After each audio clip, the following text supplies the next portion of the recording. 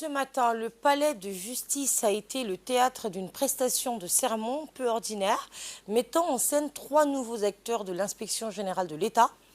Cet événement s'est déroulé au sein d'une audience solennelle de la cour d'appel, sous la houlette de la première présidente de la dite cour, Ali Wassameh, et en présence des personnalités notables telles que le procureur général, Jamal Suleiman Ali, et d'autres responsables.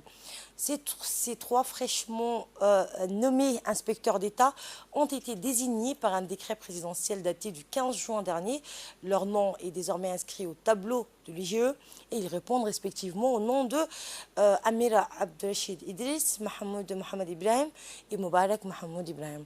Ils ont solennellement juré de remplir leurs fonctions avec impartialité, intégrité et de respecter en toutes circonstances la réserve, l'honneur et la dignité à leur rôle, conformément à la Constitution, aux lois et aux règlements de la République.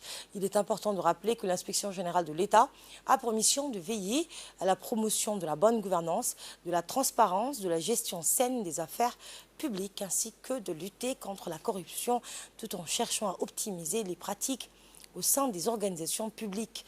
L'IGE opère sous l'égide de la présidence de la République, veillant ainsi à ce que les intérêts de l'État soient protégés et que les rouages de la gestion publique soient scrutés de près. Écoutons un extrait du discours du procureur de la République, M. Jamal Suleiman Ali. Mademoiselle Amira Abdelrachid Idriss, M. Mahmoud Mohamed Hussein, M. Moubarak Mohamed Ibrahim.